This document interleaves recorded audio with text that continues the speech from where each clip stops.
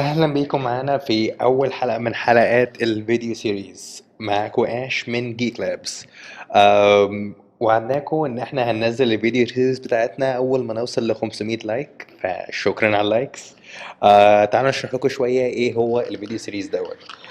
في جيك لابس احنا بنعمل حاجة اسمها فريلانسر انيشيتيف بروجرام او اف اي بي.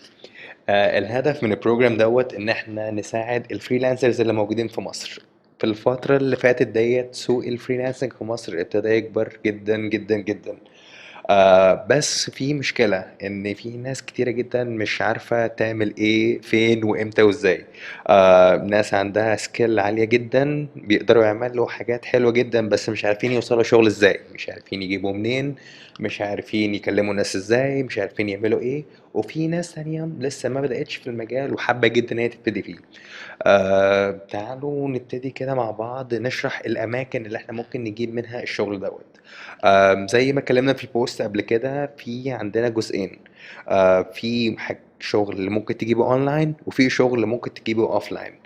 الشغل اللي ممكن تجيبه اونلاين ده الشغل اللي بيبقى موجود على حاجة اسمها فريلانسنج بلاتفورمز او مواقع فريلانسر موجودة في كل حتة.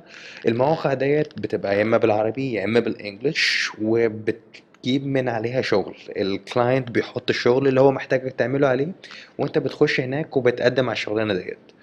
وفي الشغل التاني اللي هو بيبقى الاوفلاين، واللي هو اكيد معظمنا عارفه ان هو بيبقى من خلال علاقاتك او من خلال تسويق لنفسك. حد بيجي بيطلب منك انك تقدم له خدمة معينة وانت بتقدمها قصاد حاجة مادية. احنا في الفترة الأولانية هنبتدي نركز على الشغل الأونلاين. اشمعنى؟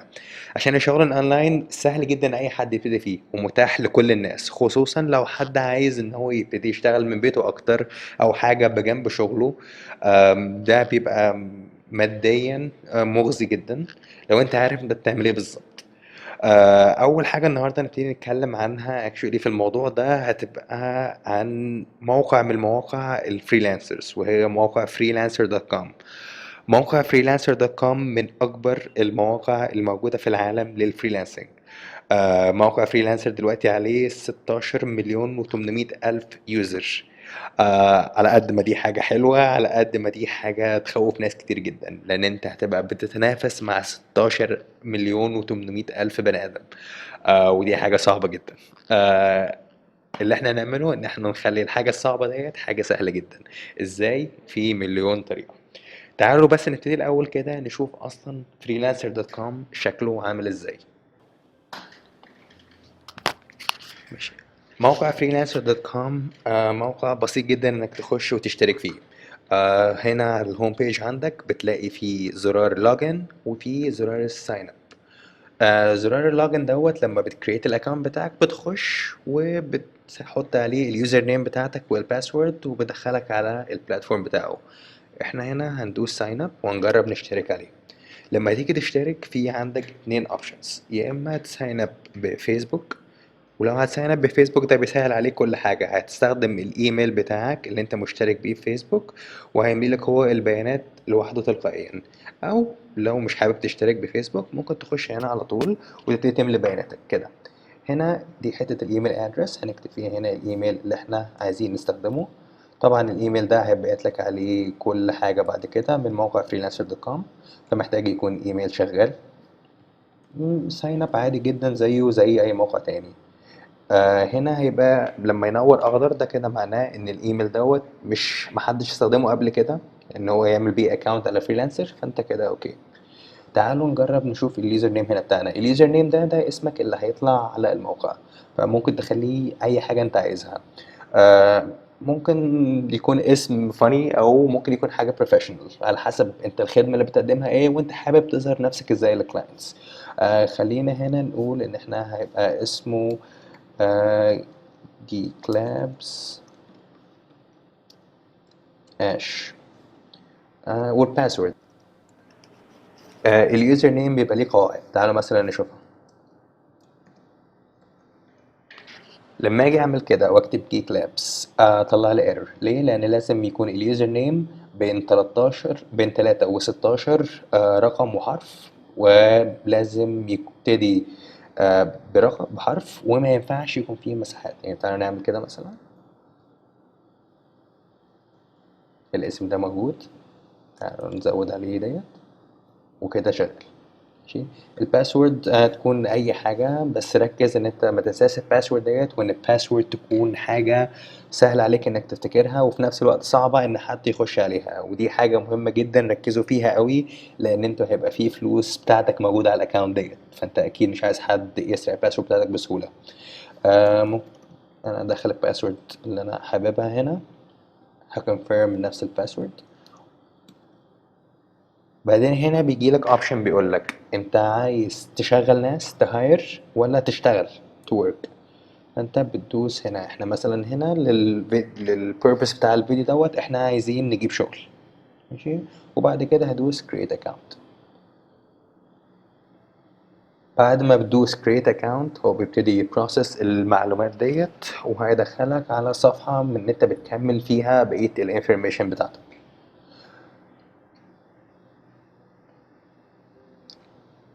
اول صفحة بنخش عليها عشان تكمل الانفورميشن بتاعتك بيقول لك فيها عن السكيلز والاكسبرتيز بتاعتك. ده معناه ايه؟ معناه ان هو بيطلب منك ان انت تحدد له المهارات والخبرات بتاعتك متركزة فين. انت ليك 20 سكيل في الاول، تقدر تختار منهم اي 20 سكيل انت عايزها. الناس المتخصصة في مجال واحد هيبقى ال20 سكيل ديت أكتر من كفاية، بس في ناس بتحب تشتغل في كذا مجال. يعني في ناس مثلا بيبقوا جرافيك ديزاينرز وحابين برضه يشتغلوا في مجال الكتابة. خلينا نستخدم المثال دوت، حد بيستخدم كذا حاجة، فأنت هتخش هنا على حتة الديزاين والميديا، وهتختار المهارات اللي هي تبع ليك. يعني خلينا نقول مثلا انت ديزاينر، فانت هيبقى عندك اكيد طبعا فوتوشوب سكيلز، وهيبقى عندك illustration سكيلز، فنختار الجرافيك ديزاين، نختار illustration، نختار illustrator. ومش لازم تملى كل حاجة على الآخر، انت بتختار السكيلز عشان السكيلز ديت هو هيستخدمها عشان يرجح لك الشغل القريب ليك. مش بالضرورة انك تختار اي سكيل خالص، حتى لو ما رجحلكش الشغل انا هوريكم الطريقة اللي انت بتخش منها بتجيب الشغل اللي انت عايزه تبع اي حاجة انت عايزها. بس عشان نسهل على نفسنا نختار هنا برضو فوتوشوب، PSD to HTML، تي شيرتس، ديزاين تمبلتس. خلينا نقول دلوقتي ان انت عندك برضو عايز تكتب بجنب انك بجرافيك ديزاين، انت راجل ديزاينر شاطر بس في نفس الوقت بتحب مجال الكتابة. فانت هتيجي تخش هنا هتلاقي مثلا technical writing، لو حد عنده خلفية في ان هو يكتب حاجات علمية او طبية او كده، فانت كليك technical writing. translation ترجمة، ودي حاجة هتبقى معظمنا بنعرف نترجم أكيد من عربي لإنجليش، والحاجات التانية بيبقى عليها أكيد طلب أكتر من عربي الفرنساوي من عربي الجيرمان على حسب. ريفيوز لو بتحب تريفيو حاجات. وزي ما تلاحظوا هنا مثلا ان انت كل ما بتختار مثلا حاجة، لو حد بيحب مثلا يختار سكيل ديت هتلاحظ ان الجوبز اللي بتماتش السكيلز بتاعتك زادت. ده معناه ايه؟ معناه ان دلوقتي حاليا على فريلانسر في 5776 جوب كلهم تحت السكيلز كلها اللي انت اخترتها ديت. فدي حته الترجيح اللي كنت بقول لكم عليها. خلينا نقول كده كفايه وندوس نيكست. هتلاحظوا معايا ان كل شويه على الجنب هنا بيطلع سكيلز، هنخش فيها بعدين واقول لكم بالظبط دي فايدتها ايه وبتعمل بيها ايه. هنا بتيجي حته كتيره ناس قوي بتسال فيها، ازاي اربط الحساب بتاعي بالانفورميشن بتاعتي. ماشي يا جماعة، بصوا هنا الموضوع ده بسيط جدا وسهل جدا. انت من خلال فريلانسر بيقدم لك 3 حاجات تستخدمها عشان تدفع بيهم وتستلم فلوس بيهم، ومن ناحيتين انت بتدفع فيها لو انت هتشتري حاجة وتستلم فلوسك برضو عليها. عندك الماستر كارد والفيزا كارد والامريكان اكسبرس. ودي خليني اقولها للناس اللي في مصر عشان انا ما اعرفش النظام قوي في للناس اللي في الشرق الاوسط، بس هسألكوا عليها واقول لكم. الناس اللي في مصر يا جماعه بيبقى النظام كالاتي.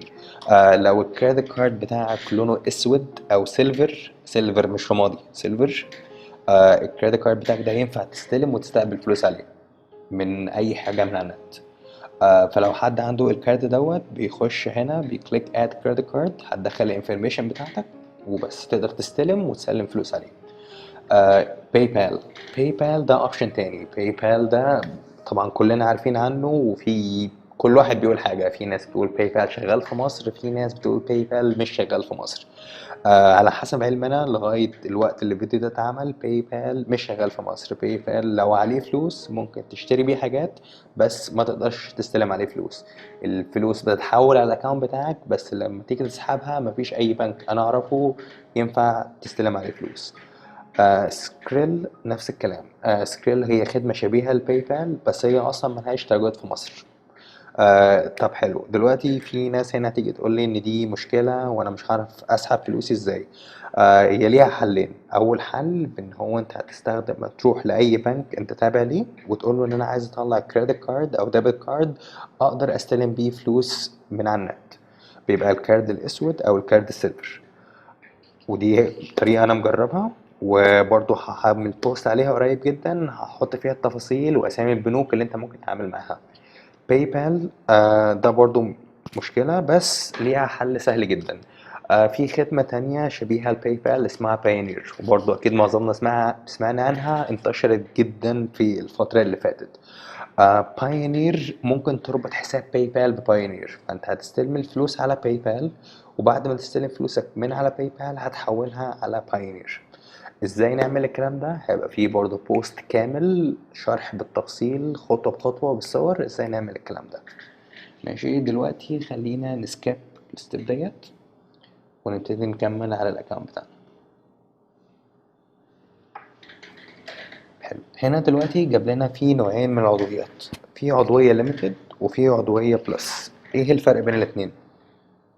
العضوية الليميتد تقدر تقدم على 8 شغلانات بس في الشهر. يعني ايه كلمة تابلاي على 8 شغلانات بس في الشهر؟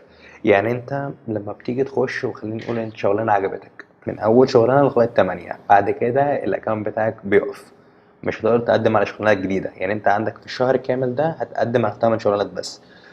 خلينا نقول تاني كده، انت تقدم على 8 شغلانات بس. هتقدم يعني سواء اتقبلت او ما اتقبلتش، بمجرد ما انت دوست بيد، فانت دي اتحسبت عليك واحدة. في البلس ممبرشيب بتقدم فيها لغاية 100 شغلانة في الشهر. ماشي.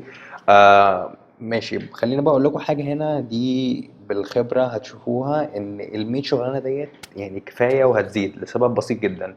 هما حاجة مش بيقولوها قوي، بس البيدز بترفرش. يعني ايه البيدز بترفرش؟ يعني انت كل ما هتقدم على شغلانات اكتر كل ما البيدز بتتجدد تاني، وفي شغلانات لما بتقدم عليها بتديك بيدز اكتر. الكلام ده موجود بس في البلس ممبرشيب.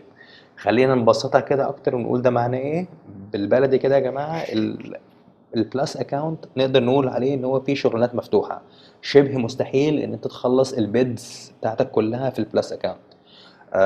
ده انا مجربه، احنا عندنا تيم كامل قاعد بيبيد باكونت واحد بس، ومفيش شهر عدى علينا احنا عرفنا نخلص البيز اللي فيه.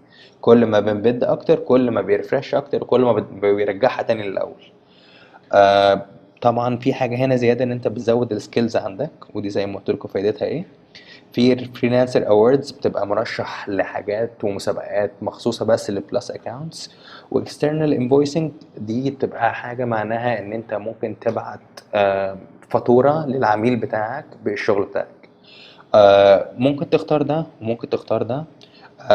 طبعا البلس ممبرشيب اكيد بفلوس، وبيجي معاها اول شهر بتبقى ترايل ببلاش، مش فعلا مش بيخصموا حاجه من الكريدت كارد، دي حاجه انا مجربها كذا مره.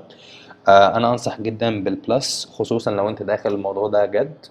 وعموما انصح اي حد ان هو حتى لو ابتدي بالبلس ممبرشيب، لان انت لما بتدفع فلوس حاجه هتديك، خلينا نقول حافز شويه ان انت تبقى عايز ترجع فلوسك ديت، فهتديك حافز ان انت تشتغل اكتر وتبيد اكتر وهكذا. للبيربسز بتاع الفيديو دوت احنا هنختار ليميتد، وهوريكم على الاكونتات بتاعتي شكل البلس بروفايل عامل ازاي.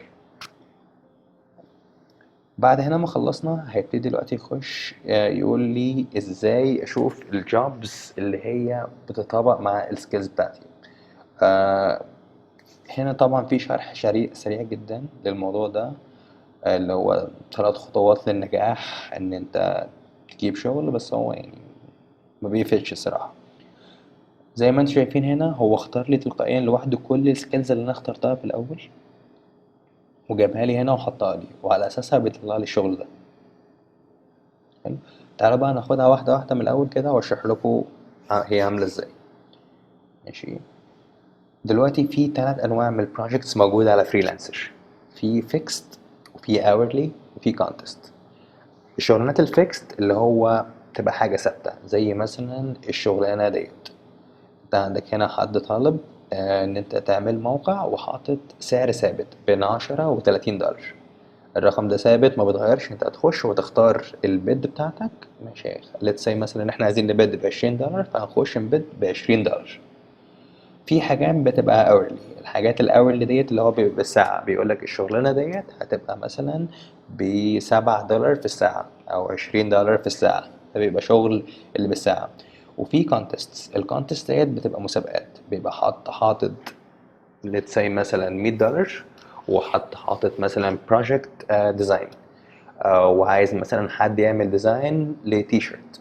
فهيبقى انت بتخش وبتقدم الشغل بتاعك، والناس التانية برضو بتقدم الشغل بتاعها، وهو في اخر في وقت بتاعة الكونتست ديت او المسابقة ديت بيختار الديزاين اللي هو عايزه، والديزاين اللي هو عايزه بيكسب الفلوس ديت. هنشوف الكلام ده بتفصيل اكتر. ماشي. احنا كده دلوقتي يعتبر خلصنا الخطوات الاساسية عشان نبتدي الاكونت بتاعنا. تعالوا كده نشوف الاكونت بيبقى شكله عامل ازاي. ماشي. دلوقتي الاكونت فاضي جدا ما فيهوش اي حاجه. اول تاب عندك هنا اللي هو هاير فريلانسر، ودي ملهاش دعوه بيها دلوقتي او للفيديو دوت. ده الحته اللي انت بتخش بتحط فيها شغل. ماشي. هنا ورك، دي الحته اللي انت بتلاقي من عليها الشغل. في عندك ان انت تخش تختار الشغل اللي هو بس يتطابق مع السكيلز بتاعتك. يعني زي لو احنا استخدمنا المثال اللي في الاول ان انت ديزاينر، فانت هيجيب لك الشغل اللي على السكيلز بتاعتك بس. لو انت عايز شغل بالبروجكتس او عايز تختار بروجكتس معينة، هتدوس هنا براوز بروجكتس. لو عايز كونتستس بس، هتدوس براوز كونتستس. لو عايز تختار الشغل بالفئات، تدوس براوز كاتيجوريز. تعالوا نشوف شغل بالفئات. فريلانسر دلوقتي هعمل حاجة حلوة جدا، ان هو مقسم كل نوع من الشغل تحت فئة معينة. ماشي. في عندنا هنا نقدر نقول الخطوط العريضة شوية. عندك شغل الويب سايتس والاي تي والسوفت وير حاطط تحت الفئة ديت. شغل الموبايل فونز والكمبيوتنج اللي هو شغل الابس والكلام ده كله بتاع الموبايل. في عندك writing and content ده اللي هو شغل الكتابة والبلوجينج والكلام ده كله. في شغل الديزاين والميديا والاركتكتشر، ده شغل التصميم وشغل ال 3D وشغل الحاجات دي كلها بتبقى موجود هنا.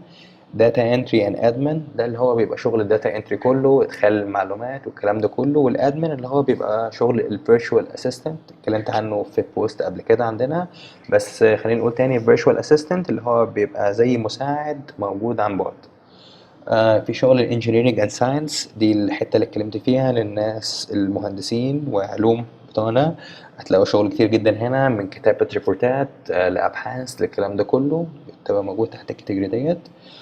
في شغل product sourcing and manufacturing، ده بيبقى تصميم منتجات. وبرضه هتلاقوا شغل 3D تحتيه كتير، الناس اللي بتشتغل اوتوكاد تلاقي شغل كتير جدا هنا. شغل سيلز اند ماركتنج، ده بيبقى شغل تسويق ومبيعات.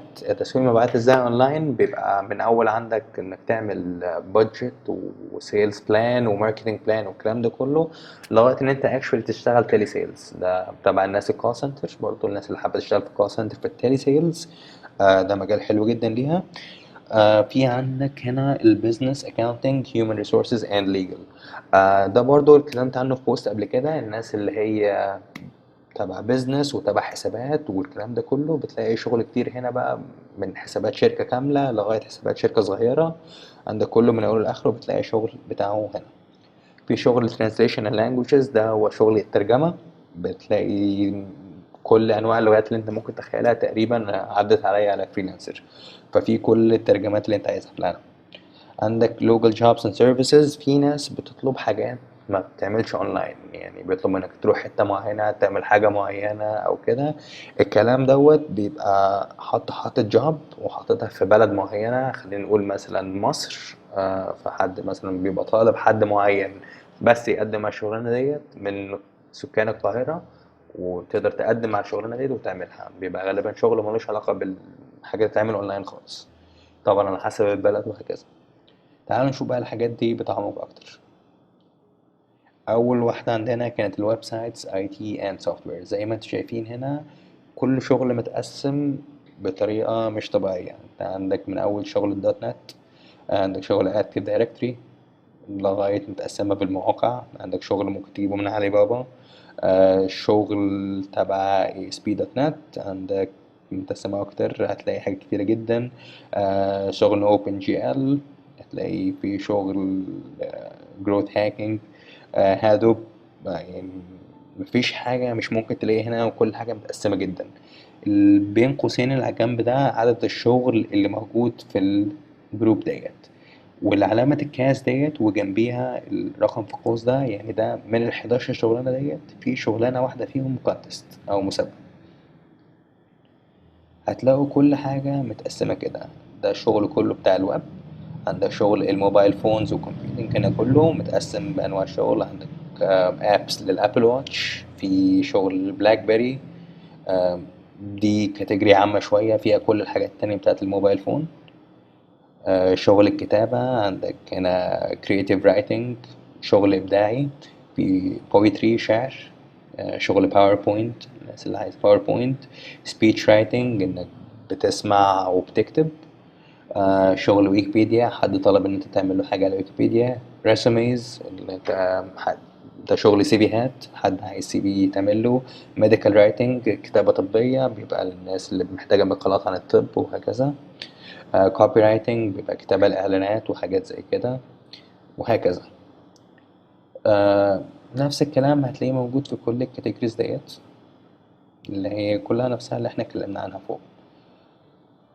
تعالوا دلوقتي نشوف الكونتست بيبقى شكلها عامل ازاي. ماشي، احنا هنا شفنا البروجيكتس بيبقى عاملة ازاي. تعالوا نشوف بقى شغل الكونتست. لو احنا عايزين بس نخش على كونتست، دلوقتي ايه الحلو في الكونتست وايه الوحش في الكونتست؟ الحلو في الكونتست ان انت اي حد ممكن يخش عليها. انت مش لازم تقعد تعمل بيد وبروبوزل والكلام ده كله، انت على طول بتخش على اي كونتست انت عايزها وبتقدم شغلك عليها. ماشي، الكونتست من بره شكلها عامل ازاي، وبنبتدي نختارهم بقى على اي اساس. هنا بنبتدي نخش في الجد شويه. ماشي، دلوقتي في حاجات هتبقى urgent sealed. يعني ايه الكلام ده كله؟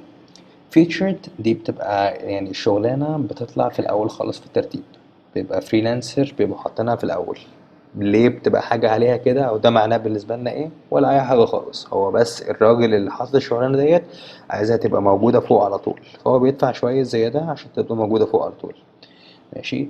urgent أو العلامة اللي بالأحمر ديت معناها مستعجل. مستعجل يعني إيه؟ معناه إن الراجل ده عايز الشغل بسرعة جدا، فحاطط الوقت بتاع الكونتست إن هو يبقى 24 ساعة بس.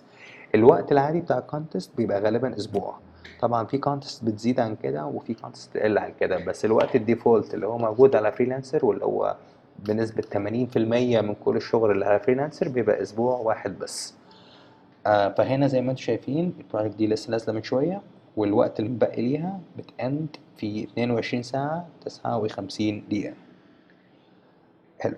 في عندنا سيلد. سيلد يعني ايه؟ سيلد يعني انت مثلا دلوقتي لما تقدم شغلك دلوقتي ممكن حد يكون طلب منك حاجة معينة، بس انت مش عايز تخش تقدم شغلك في مسابقة والناس كلها التانية تشوف الشغل بتاعك واحتمال حد يقلده.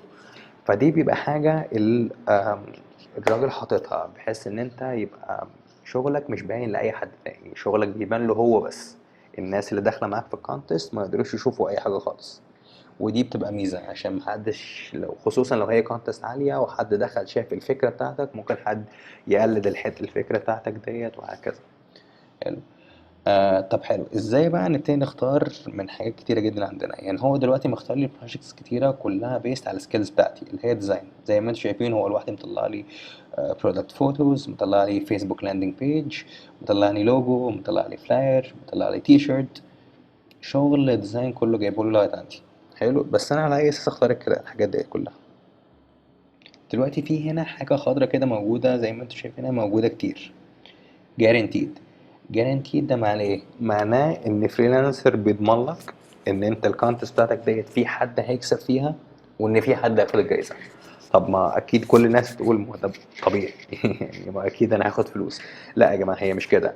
اكبر مشكله بتقابل ناس كتيره جدا فريلانسرز، ودي اتكلمت عليها في بوست قبل كده، ان الكلاينت ما بيدفعش.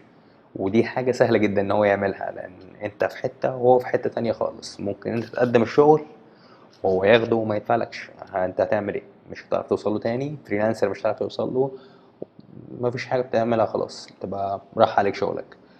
دي بقى جارانتيد حاجه فريلانسر عاملاها، وعملوا حركه حلوه ان هم بيزقوا معظم الكلاينتس ان هم يعملوا حاجه زي كده، خصوصا في الكونتست.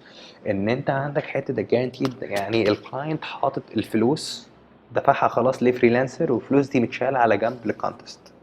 فانت كده فريلانسر بتضمن لك ان انت لما الشغل يخلص وقت الكونتست يخلص، ولو انت كسبت، الفلوس دي بتتحول عندك على طول في الحساب.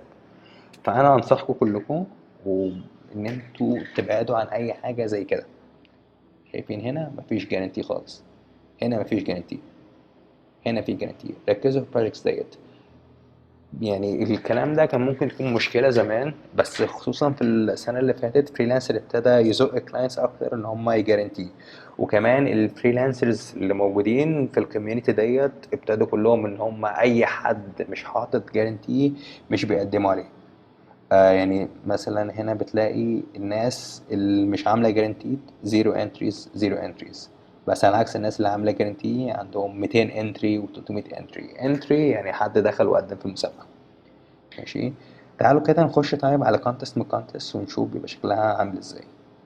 وزي ما انتم شايفين اهو يا جماعة، project urgent و featured وكل الكلام ده كله ب $200 وزيرو entries. ليه؟ عشان مش guaranteed. الناس كلها بتخاف من حاجة زي كده فبيبعدوا عنها. هتلاقوا ناس بتقدم، بس برضو انصحكم ان انتوا تبعدوا عن الكلام ده خالص. تعالوا نشوف حاجة ديزاين لوجو مثلا.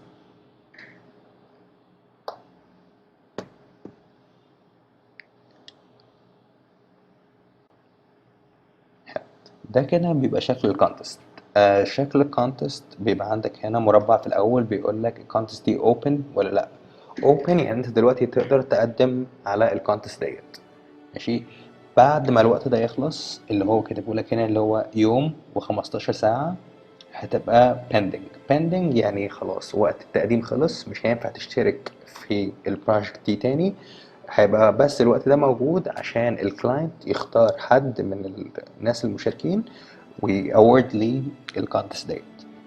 تحت عندك هنا الفلوس اللي انت هتاخدها لو كسبت الجايزة، وجنبيها عندك الانتريز ده اللي هو عدد الناس اللي اشتركوا في المسابقة. تحت هنا بيبقى معلومات عن الكلاينت، دي مهمة جدا جدا جدا جدا. هنا دلوقتي الكلاينت اسمه winbig007، الراجل ده من كندا. ماشي. ودي كلها حاجات خلينا نقول مش فارقة معانا قوي. بس هنا عندي الراجل ده اخد 2 ريفيوز، يعني خلص شغلتين مع حد وفي الاتنين دول قيموه. طب الكلام ده يفرق معايا في ايه؟ يفرق معايا ان انا اعرف الراجل دوت بيدفع فلوس لناس ولا لا. لو الراجل ده لسه جديد وما اشتغلش معايا حد قبل كده، طب ما هو الراجل دوت ممكن يعمل معايا اي حركة وبعد وياخد مني الشغل وبس ومش وشه تاني. هنا بقى لا، هنا الراجل ده قبل كده اشتغل مرتين مع ناس وفعلا دفع لهم وكل حاجة. طب خلينا نقول ان حد كلاينت جديد ما عندوش ولا ريفيو، بس دخل وعمل كونتست وجارنتيد وكل حاجة، هل ده يمنع ان انا اشتغل معاه؟ لا خالص. في حاجة اسمها هنا فيريفايد. فيريفايد دوت يعني الراجل ده عنده كريدت كارد محطوط على الحساب بتاعه، والكريدت كارد ده عليه فلوس ينفع تتسحب منه. فاذا حصلت اي مشكله بعد كده فريلانسر تقدر في اي وقت بتخش وبتشوف المشكله ايه هي. لو لقوا ان انت فعلا قدمت الشغل والراجل ده ما دفعلكش، اوتوماتيكلي بيسحبوا الفلوس دي من عنده. فدي حاجه برضو تطمنك زياده لما الراجل ده يكون فيريفايد، لما الراجل ده يكون عنده ريفيوز. ماشي. النقطه الخضراء اللي على جنب ديت يعني الراجل اونلاين. في كذا حد سألني السؤال ده قبل كده، انا في ناس اونلاين بس مش عارف اكلمها ليه.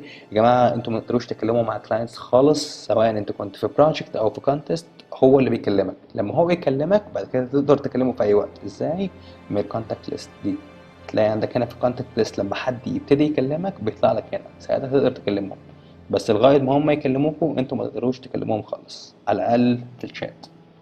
ماشي. خلينا نقول هنا بقى عندنا الكونتست بريف. الكونتست بريف ده اللي هو شرح للبروجكت عامله ازاي. الراجل بيقول انا عايز كذا كذا كذا والكلام ده كله، وبعد كده بيقول السكيلز اللي هو شايف ان هو الراجل اللي هيقدم محتاجها. دي مش مهمة خالص. أغلبية الكلاينتس بيبقوا أصلا مش عارفين السكيلز اللي هو حد فعلا محتاجها للبروجكت، فما تركزوش فيها خالص. ركز على ده جدا، ده أهم حاجة، ده اللي هيفرقك عنك عن غيرك. افهم الكلام ده كويس جدا، اقراه كويس جدا، ركز فيه كويس جدا جدا جدا جدا. ده بيبقى شرح للكلاينت عايزه.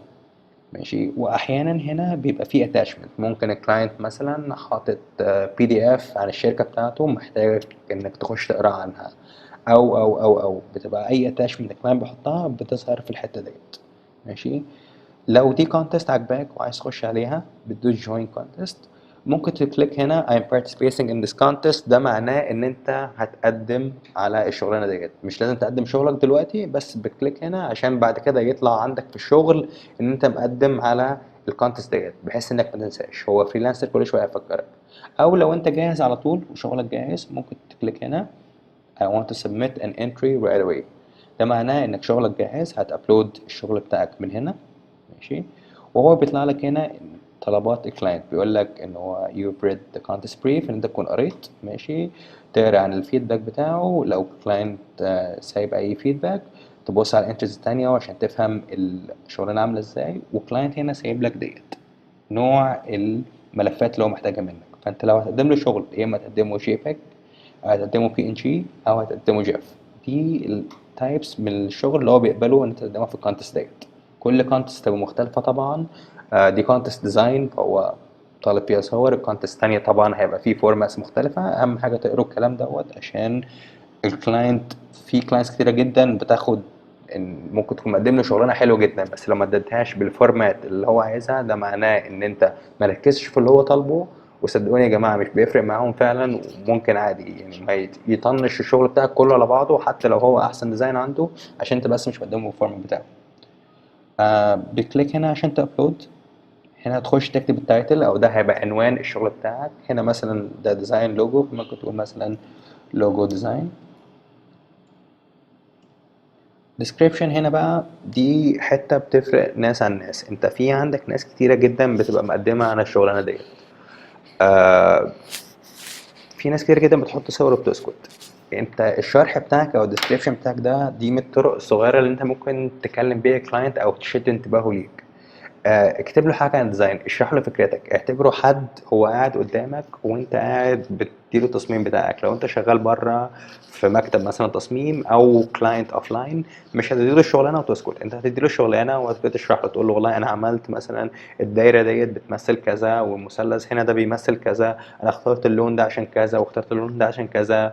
وهي دي الفكره. اشرح له كل حاجه، اشرح له فكرتك، اشرح له انت عملت الديزاين ده ليه، احكي له القصه بتاعت الديزاين. والكلام ده طبعا يتطبق على اي حاجه، انا بس بستخدم مثل الديزاين عشان هو ده اللي موجود هنا، بس الكلام ده يتطبق على اي شغلانه انت ممكن تشتغل عليها. في هنا سيل انتري برايس، دي حاجه جديده فريلانسر عاملها.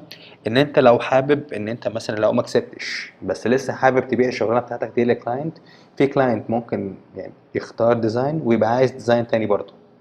فانت بتحط شغلانه، بتحط انت مثلا هتقيم شغلانه الديزاين اللي انت عملته ده ان انا عايز ابيعه والله ب $30. فانت هتسات البرايس دوت. وممكن الكلاينت يختار ديزاين تاني، ويختار برضو ان هو يشتري الديزاين بتاعك. دي حاجة مش بتخسر، كده كده حط سعر للديزاين بتاعك، بحيث ان هو لو انت ما كسبتش وكلاينت لسه حابب يشتري الديزاين بتاعك يبقى عنده سعر. بعد كده في اتنين اوبشنز. في اوبشن اللي هو سيلر انتري، ده معناها ان في ديزاين كونتست زي دوت. مثلا الراجل مش عامل سيل للكونتست، فاكرين اللي انا وريتها لكم قبل كده كانت العلامه الزرقاء ان هو معمول سيل. هو الراجل لا، انت ممكن تخش هنا تشوف شغل الناس كلها. ماشي. فانت مثلا ممكن الراجل دوت حد عجبه، يعني حد تاني مثلا لو ده شغلك وحد تاني عجبته الفكره، ممكن يسرق الديزاين بتاعك ويعمله ويحطه ويعمله احسن كمان. فدي حاجة بتمنع الكلام ده. هو الراجل ده مش عامل سيل للكونتست.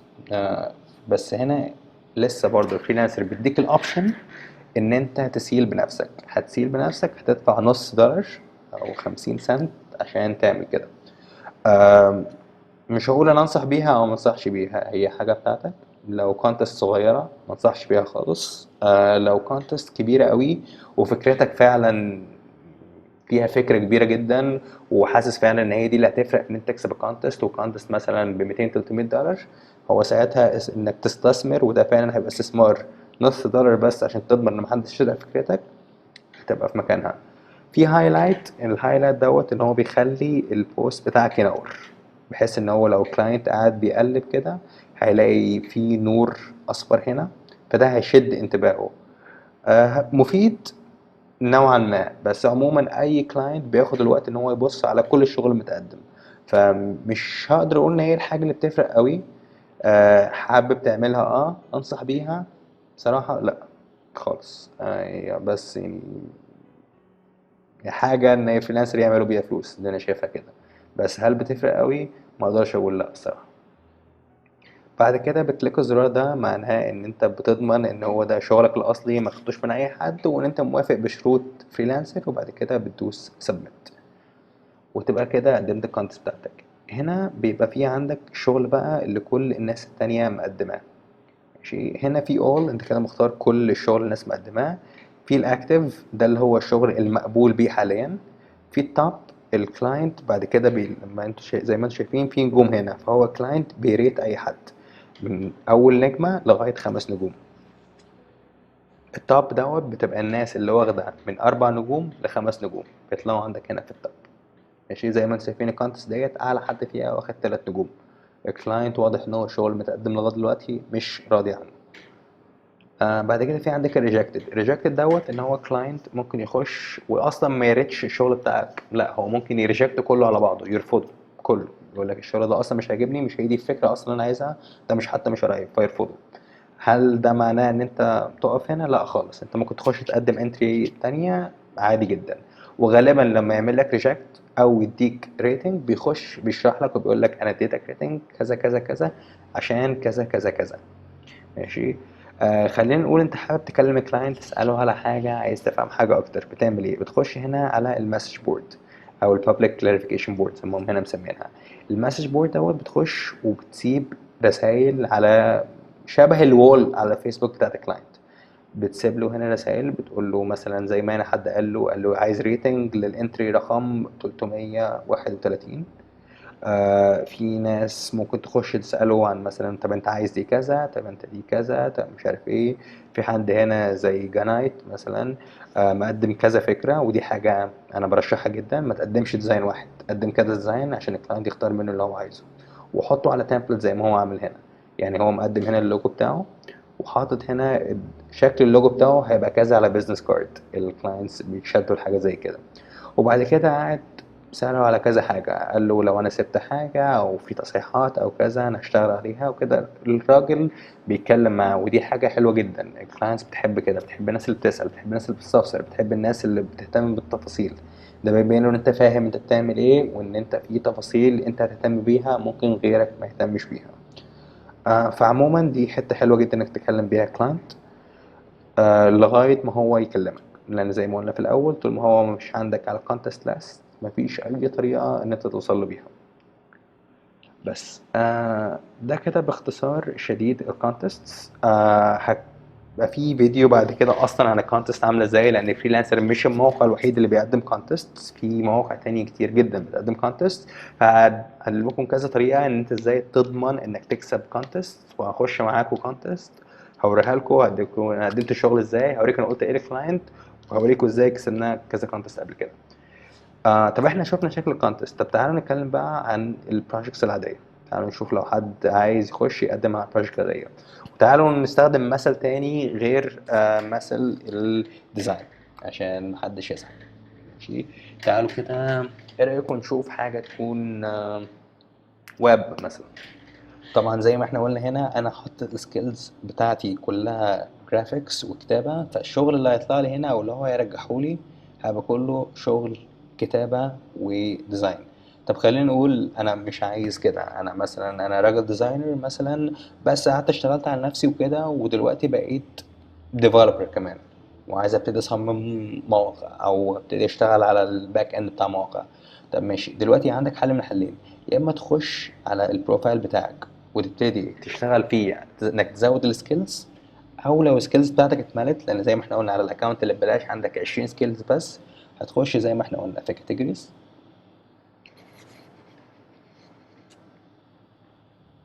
بعد كده هننزل هنا نختار الويب سايتس الاي تي والسوفت وير، وهنخش هنا ونشوف.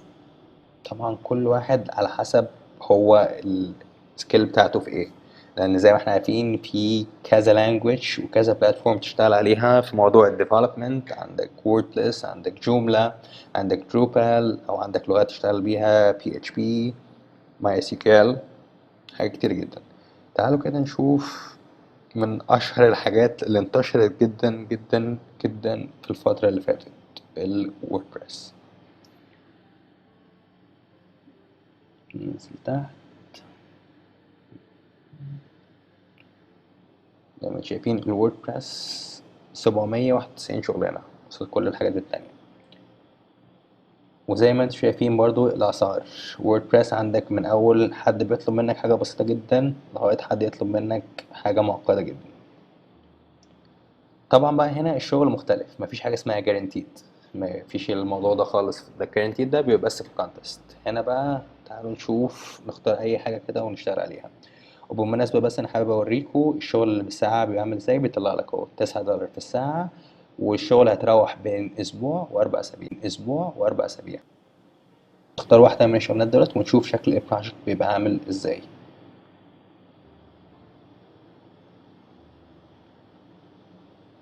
حد عايز هنا ووردبريس موديل، ماشي يا جماعة. دلوقتي أول حاجة نعملها قبل ما تبتدي تقرا بروجكت، قبل ما تشوف أي حاجة خالص، بسم الله الرحمن الرحيم. أول ما تخش زي ما اتفقنا في الأول هتشوف الحتة ديت، تعرف يعني كلاينت. الكلاينت ده مش فيريفايد، يعني مش حاطط اي كريدت كارد على الاكونت بتاعه. الراجل ده ما عندوش ولا ريفيو، ماشي. الراجل ده حتى مش سايب نمرة تليفون ولا اي حاجة خالص. الراجل ده ولا اي حاجة، هوا فل شمعة منورة. طب احنا نعمل ايه؟ الراجل ده نشتغل معاه ولا لا؟ ماشي، ممكن جدا نشتغل معاه، ماشي. ازاي هنضمن حاجة زي كده؟ في بوست كامل انا كاتبه موجود على البيج. خش يا جماعة على البيج اقرا بوست ازاي تضمن حقك كفريلانسر. فيبقى في كذا طريقة انك تضمن بيها حقك وتضمن بيها فلوسك، ماشي. اول حاجة هنشوفها هنا هتلاقي عندك هنا البيدز ده اللي هو كام واحد برضه مقدم على الشغلانة ديت. بعد كده في الافريج بيد او ده متوسط البيدز اللي هو الناس حطاها. يعني ايه متوسط البيدز الناس حطاها؟ زي ما انتم شايفين هنا الراجل حاطط ميزانية. الراجل ده عنده استعداد يدفع بين 250 و 750 باوند للشغلانة ديت، ماشي. فهو الناس اللي مقدمة مختارة أرقام بين ديت، ممكن تكون أكبر بس مش ممكن تكون أصغر، ماشي. فمتوسط الرقم دوت هو 464 باوند، ماشي. هنا project description أو شرح الكلاينت للبروجكت. فهنا كاتب إن هو محتاج ووردبريس موديول أو صفحات اللي هو من خلالها المستخدمين يقدروا يبيعوا حاجات هم مش عايزينها. هو كاتب هنا unwanted items، حاجات هم مش محتاجينها. وقال لك مثال كويس لحاجة زي كده هو الموقع ده. فالراجل دوت مع انه كاتب شرح صغير جدا بس هو شرح وافي جدا. هو كاتب فيه ان هو محتاج موقع، الموقع ده يكون ووردبريس، الموقع دوت هتبيع من عليه حاجات فمحتاج يكون اي كوميرس تمبلت، وكمان كاتب لك شكل او حاجة شبيهة للي هو عايزها اللي هو الموقع ده musicmagpie.co.uk، ماشي. let's say مثلا انت خلاص انت راجل دلوقتي تقدر تعمل الكلام ده، عايز تقدم على الشغلانه ديت، ماشي. عملت التشيكس بتاعتك اللي هي موجوده على البيج بتاعتنا، ماشي، في البوست اللي انا كاتبه. تعالى دلوقتي بقى نجمع شويه معلومات عن الناس اللي معانا هنا. عندك ميشيل 21، راجل من الهند. الراجل ده مقدم على الشغلانه دي ب 690 باوند، ماشي.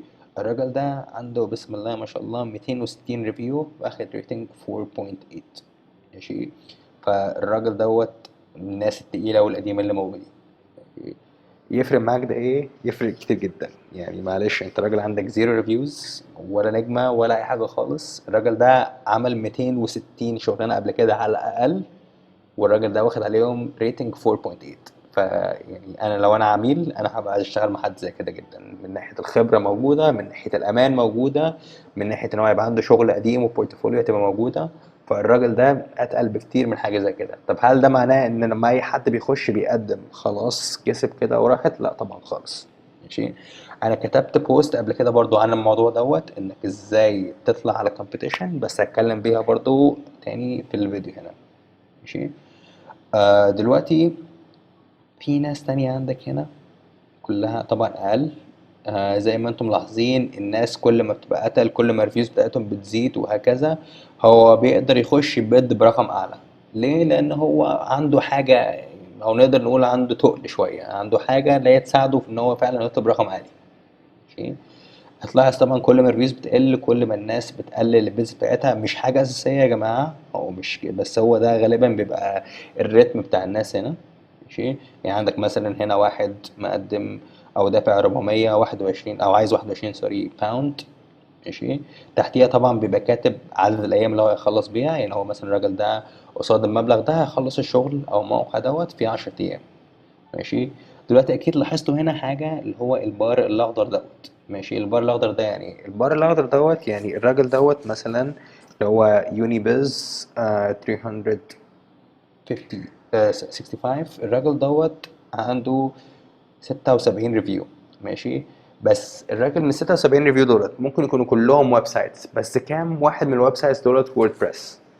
كام واحد من الووردبريس دولت معمول لكلاينت في امريكا؟ ده كده حاجة فريلانسر عاملاها بتوريك قد ايه الراجل دوت كمان مش بس قدم على بروجكتس او اشتغل على بروجكتس، اخد فلوس من بروجكتس شبه البروجكت دوت. ماشي. الراجل دوت عمل يعني هو فاكتور بيبقى من 0 ل10. ماشي. كل ما تقرب ل10 اكتر كل ما انت اشتغلت على حاجات شبيهة لحاجة زي كده. يفرق ايه مع الكلاينت؟ هو عايز اقول لكم يا جماعة ان مثلا 50% من الكلاينت بيبص عليه بيبقى البار الاخضر دوت.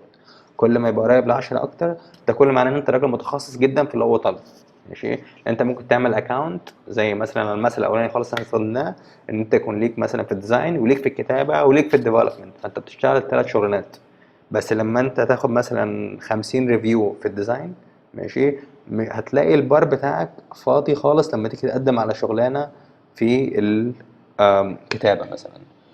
ونفس الكلام برضو على النجوم. الريفيوز بتاعتك بتطلع لك بس في الشغلانه اللي انت مقدم عليها. يعني انت مثلا لو انت راجل ديزاينر وجيت قدمت على شغلانه وعندك 50 ريفيو وكلهم 5 نجوم، وجيت قدمت على شغلانه ديفلوبينج، هتلاقي عدد النجوم بتاعتك 0، البار الاخضر بتاعك 0، والريفيوز بتاعتك هتبقى رقمها 50. ده معناه ان انت السكيل بتاعتك مش هنا. ماشي. فهم مش ضد فكرة ان انت تكون متوسع في شغلك، بس هو بس بيحبوا يبينوا للكلاينت الراجل ده عمل شغل ايه فين بالظبط. هي حاجة معمولة للكلاينت اكتر ما هي معمولة ليك. ماشي. تحتيه في عدد الريفيوز، وتحت عدد الريفيوز في الكومبليشن ريت بتاعك، او ده نسبة الشغل اللي انت خلصته. ماشي. هتلاقي في حد هنا مثلا 100%، يعني ده كل شغلانة اخدها استلمها خلصها. ماشي. حد هيقول لي طب ما طبيعي يعني ممكن تاخد شغلانة تخلصها. لا عادي، في شغلانات يا جدعان بتقف في النص، بيحصل مشاكل بينك وبين الكلاينت فما بتكملش. ممكن يحصل اي مشكلة تانية شغلانة ما تكملش، او ممكن تكون انت حاليا معاك شغلانات تانية. يعني مثلا زي الراجل دوت ممكن يكون الراجل ده 93%، وده بيبقى غالبا من الناس اللي هم حاجة 90% بيبقى مش شغلانة ما خلصهاش، هو بس بتبقى معاه 3 بروجيكتس مثلا في نفس الوقت واخدهم فلسه كلهم ما اتقفلوش. ماشي. دلوقتي نخش هنا تعالوا نشوف شكل الريتنج بتاع الناس. زي ما احنا قلنا يا جدعان اهو بيبقى في عندك كذا حاجة. بيبقى عندك الريفيوز بتاعتك، وده بالمناسبة برضه بيبان للكلاينت في الريفيوز، في الكومبليتد وفي الفيلد. الفيلد ديت يعني بروجكت انت ما عملتهاش اصلا، يعني البروجكت دي اتفتحت واتقفلت وانت ما نفذتش اللي عليك. فالراجل ده عنده شغلانه واحده زي كده، بس قصادها عنده 75 شغلانه الراجل ده مخلصهم كلهم. متوسط الريتنجز بتاعته 4.7 من 10. ماشي. الكواليتي بتاع الشغل 4 أو 6. الكوميونيكيشن أو التواصل 4 أو 7. الخبرة 4 أو 7. إنه بروفيشنال 4 أو 7. هل الراجل ده الكلاينت هيشتغل معاه تاني؟ برضو 4 أو 7. ماشي. on budget في سوري ريتنج هنا بقى في on time. أول حاجة on time اللي سلمت زي ما انتم شايفين في حتة الوقت هنا ديت اللي هو ال10 أيام. لو انت حطيت للراجل انت تخلص شغل في 10 أيام فهو متوقع منك انك تخلص الشغل في 10 أيام بالظبط. قبليه دي حاجة كويسة، بعديه دي حاجة مش كويسة خالص. فالراجل ده في 97% من الشغل اللي هو اشتغل عليهم هو الراجل ده خلص في الوقت. ماشي. في عندك اون بادجت ان انت المبلغ اللي انت حاطه دوت، يعني الراجل دوت مقدم على الشغلانه ديت مثلا ب 257 باوند. ممكن بعد كده يجي يقول له والله مثلا هحتاج تجيب بلاجن كذا، او احتاج تزود وقت كذا، او الشغلانه دي طلعت اكبر فانا هحتاج منك مثلا $25 زياده. فالراجل عادي هيدفعهم له، لان هي بتبقى حاجه بالاتفاق مع الكلاينت، لو اقنعته بيها يدفعهم له فعلا. بس لما يجي يديك تقييم او ريتنج مش هيديك ال100%، لان انت راجل طلبت فلوس زياده عن اللي هو كان متوقعها. والكومبليشن ريت اللي هو احنا اتكلمنا عنه يا جماعه، اللي هو بيطلع هنا دوت، ده اللي هو نسبه الشغل اللي انت خلصته كله في الاخر. ماشي. دلوقتي خلينا نقول ان دي شغلانه عجبتنا واحنا عايزين نشتغل عليها. ماشي. فاكرين يا جماعه انا قلت لكم ايه؟ ماشي. حته السكيلز، انت ما تقدرش تقدم على شغلانه انت مش واخد سكيل بتاعتك فيها. بس احنا زي ما قلنا برضو احنا اخترت 13 سكيل من 20، فانا لسه عندي 7 اماكن فاضيه اقدر امليهم بسكيل اللي انا محتاجها. هنا بيقول لك انت دلوقتي محتاج ان انت تقدم على الاقل على واحده من السكيلز ديت عشان تقدر تبتدي تبد على البروجكت ديت. فانا هختار هنا ووردبريس وادوس سيف سكيلز. وبالمناسبه الشغلانات اللي انت اصلا مختار السكيل بتاعتها من الاول مش هيطلب منك حاجه زي كده. دلوقتي عشان ده اكونت جديد فهو بيقول لي ان هو بعته ايميل ليا فلازم اعمل فيريفاي للايميل. دي حاجه طبعا يا جدعان احنا يعني بيطلب منك في كل حته. كليك هنا بس verify your email. وبعد ما دوسنا verify your email الاكونت بتاعنا يبقى verify and refresh.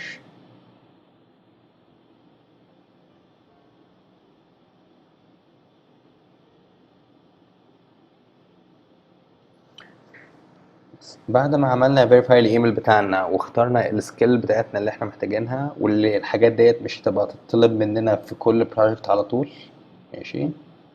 هيجي هنا بقى يجي يقول لك update البروفايل بتاعك، ودي الحاجة اللي انا عايز اوصل لها من بدري لان دي اساسيات البروجكت بتاعتنا. ماشي.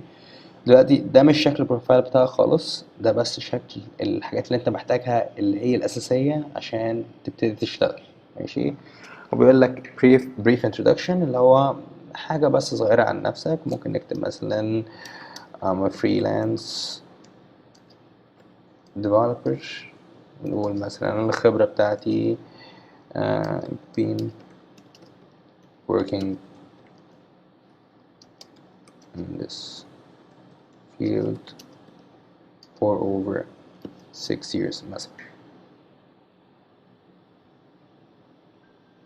بس دي كده حاجة بسيطة جدا مثلا عندنا، دي بيبقى سطر كده بس بتكتبه عنك، مش لازم يكون زي ما انا كاتبه بالظبط، وكمان ارشح ان هو ما يبقاش زي اللي انا كاتبه بالظبط. بس انتوا فهمتوا الفكرة. سامري هتكتب بقى ملخص عنك صغيرة كده مثلا، تكون مثلا انا اشتغلت فين، انا عملت ايه، وهكذا. ماشي. دلوقتي هنمليها بأي حاجة بس عشان تجاوب.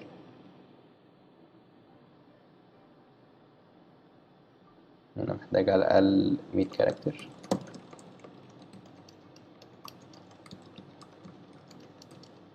بس كده. language sets اللغات اللي انت بتعرفها، خلينا نقول مثلا هنا عربي.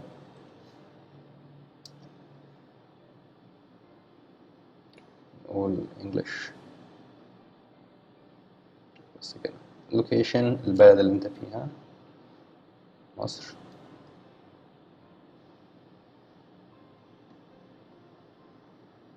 معلش يا جماعة لأن هو دقيق جدا، ممكن تختار حتى اسم الشركة اللي انت فيها. اختار مصر وكليك سيف. صحيح. وبيطلب منك هنا الصورة بتاعتك برضو، فممكن نخش نختار أي صورة من هنا. نختار صورة كيك لابس.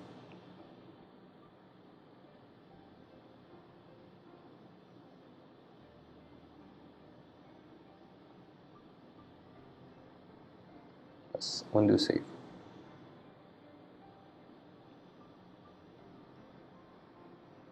كده البروفايل بتاعنا جاي كامل، أو على الأقل بالحاجات الأساسية. ودلوقتي هنرجع له تاني وهوريكم ازاي نظبط البروفايل بتاعنا عشان نقدر نبتدي فعلا نكسب الشغل. ماشي. بس تعالوا اوريكم دلوقتي ازاي لسه نقدم على البروجكت ديت. دلوقتي زي ما احنا قلنا الراجل ده كان بيتكلم في البادجت بتاعته بين 250 باوند و 750 باوند. ماشي. خلينا نقول ان انت دلوقتي اول حاجه هتعملها لما تيجي تقرر الرقم ده، هتشوف الكومبيتيشن اللي معاك عامل ازاي. والله زي ما انتم شايفين هنا ان انت لما تيجي تقارن نفسك مش هتيجي تقارن نفسك بالناس اللي فوق، انت هتيجي تقارن نفسك بأقرب حد شبيه ليك. ماشي، حد زي ده كده مثلا، لسه حد جديد، صفر ريفيوز، صفر كل حاجة. ماشي، الراجل ده عامل بيد ب 555 باوند في 10 أيام. طب دلوقتي سؤال بسيط، لو انت كلاينت، ماشي، ايه اللي يخليك ان انت مثلا تختار حد 555 باوند في 10 أيام، وانا ممكن مثلا اختار حد عنده خبرة اكتر في الشغل ده، عمل حاجات شبهه، واخده مثلا بسعر ارخص وفي نفس الوقت. ماشي، فالراجل ده كده داخل بتقله وطلب رقم عالي جدا على ولا اي حاجة خالص. ماشي، فاحنا مش عايزين نغلط نفس الغلطة ديت، فاحنا هنخش، انت كراجل مبتدئ خش بيد بأقل حاجة ممكن تعملها اللي هي 250 باوند. لو انا كتبت هنا 250 باوند، هلاقي هنا ان هو في الفريلانسر بروجكت فيه اللي هو بياخدها منك. ماشي، هو بياخد حوالي 10% من الكلام دوت، فبيطلع عند الراجل او الكلاينت ان انت البيد بتاعتك انت طالب منه 277 و 78 بنس. فاحنا مش عايزين كده، احنا مش عايزين نزود البيد ده الراجل، فانت لازم تطلعها بالظبط ان هي تبقى 250. واحنا هندوس هنا كده، تجرب كده بالظبط، يعني 10% من 250 25 فعلا. فدلوقتي البيد عندك لا تظهر الراجل 250. ماشي، deliver in 10 days. دلوقتي معظم الناس هنا قايلة إن هي تعرف تخلص في 10 أيام، في ناس قايلة خمسة، في ناس قايلة ستة، في ناس قايلة سبعة، وفي ناس قايلة 14. دلوقتي حاول ما تزيدش عن المتوسط، حاول ما تزيدش عن 10. ويستحسن طبعا أحسن وأحسن، وده اللي هيفرق جدا عن الناس، أنت مثلا تخلص في خمسة، أو أحسن وأحسن 4. أنت اشترطك. الناس ديت بالذات الناس اللي فوق بيبقوا كلهم تيمز، بيبقوا كذا حد شغال على الاكونت وبياخدوا شغل كتير جدا مع بعض، عشان كده هتلاقي ان هو الكومبليشن ريت حتى بتاعهم قليل، عنده بروجكت كتيره جدا مفتوحه. ماشي، فلو انت راجل شغال لوحدك ولسه في الاول، فانت ممكن تركز على بروجكت، وفعلا شغل الووردبريس مش هياخد منك يعني اكتر من 3 4 ايام لو انت عارف انت بتعمل ايه. فدي ممكن تبقى ميزه عندك، ان انت تبقى الوحيد في كل الناس اللي مقدمه اللي هتخلص في 4 ايام وبسعر قليل.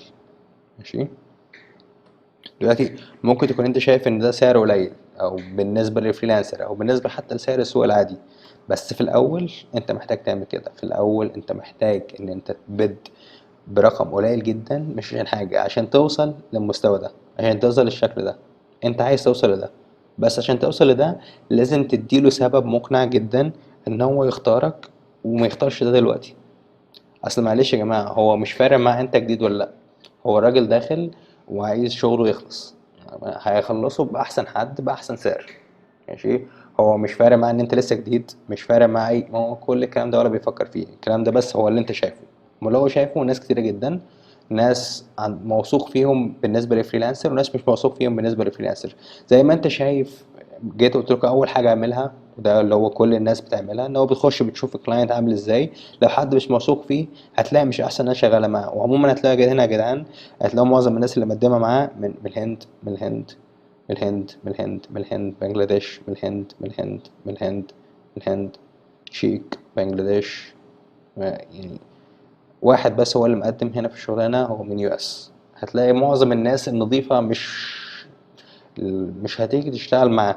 ليه؟ عشان هو برضو الراجل مش معروف.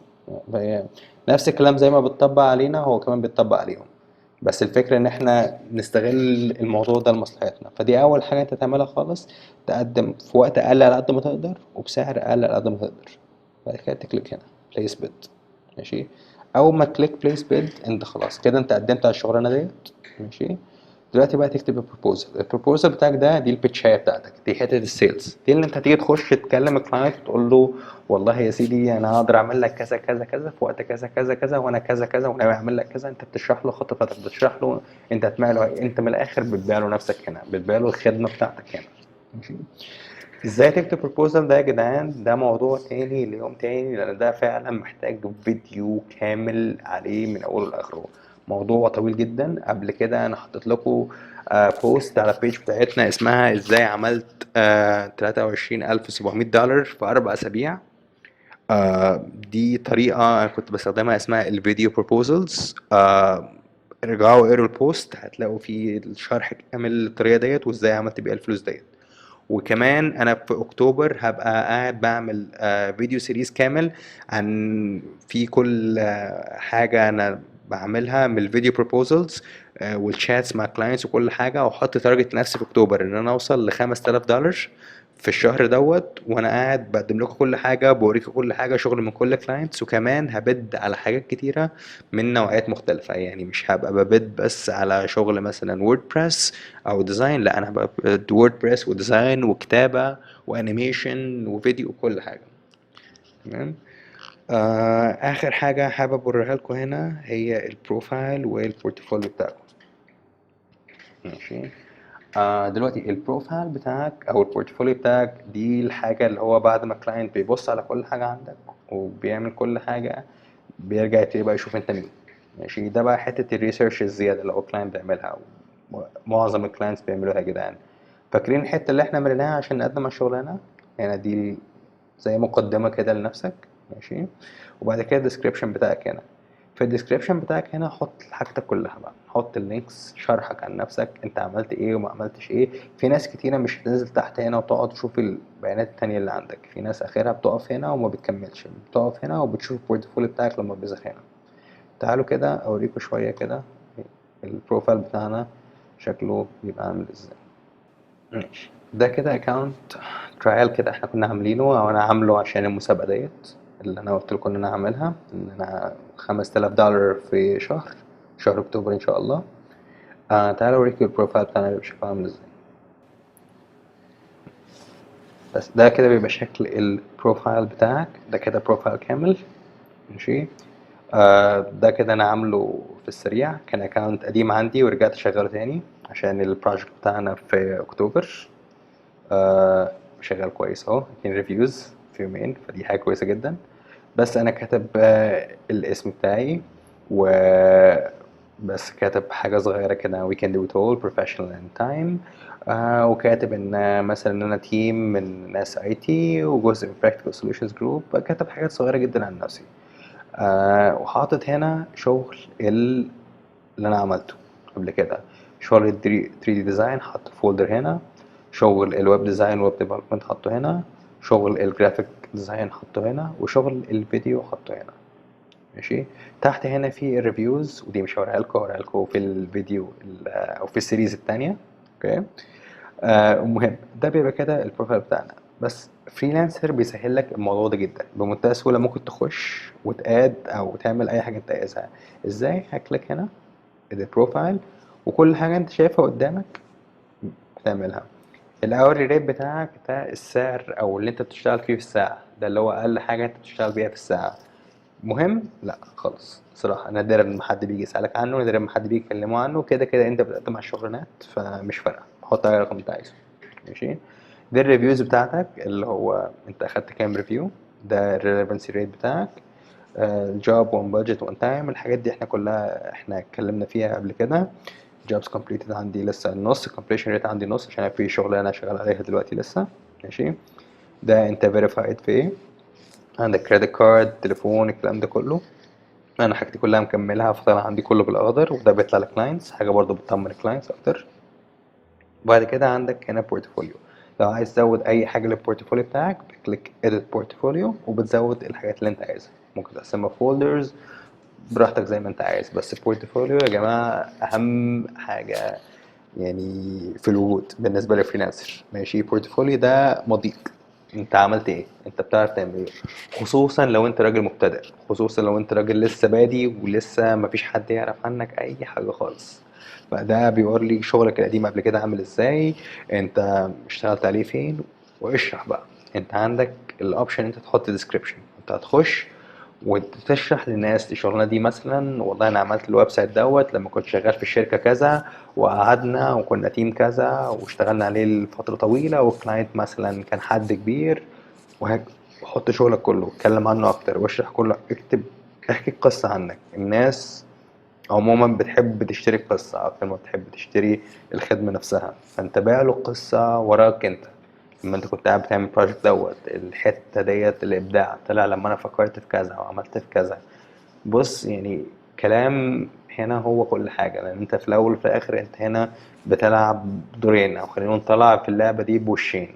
وش أنت الراجل التكنيكال، أنت الراجل الديزاينر، أو أنت الراجل الأنيميتر، أو أنت الراجل whatever service أنت بتعملها. في نفس الوقت أنت سيلزمان، أنت راجل البياع، أنت الراجل بتاع الكلام. ماشي، فأنت لازم تطلع له التكنيك سكيل بتاعتك وتعمل الراجل سيلزمان بيبيعه، ان انت تبيع الخدمه بتاعتك ديت. هتبيع الخدمه بتاعتك دي ازاي؟ زي ما انا بقول لكم يا جماعه، اكتر حاجه بتبيع القصه. بيع قصتك، بيع انت ليه عملت دي، انت ازاي عملت دي، انت امتى عملت ديت. الكلام ده بيبيع اكتر بكتير جدا من اي حاجه، خصوصا ان هي حاجه حقيقيه وحاجه فعلا حصلت، ده بيشد الناس اكتر. بس كده. آه بس دي كانت باختصار شديد كده. وصدقوني يا عم، انا عارف ان انا رغيت كتير جدا، بس ده فعلا فريلانسر دوت كوم باختصار شديد، من اكتر واحسن مواقع اللي انا برجح اي حد مبتدئ يبتدي عليها. التعامل بيه سهل جدا، هيعرفك على حاجات كتير جدا، هيعرفك على ناس كتير جدا، هيعرفك رتم الشغل عامل ازاي. حابب اعرف منكم ايه الموقع الجاي اللي انا اقعد اشرحه لكم. مستني منكم ارائكم في الفيديو دوت. اي اقتراحاتكم، اي حاجه انتوا عايزينها، زي ما بقول على طول مسج على البيج بتاعتنا، هتلاقينا برد عليكم في اقل من 5 دقايق. لايك، شير، وشكرا.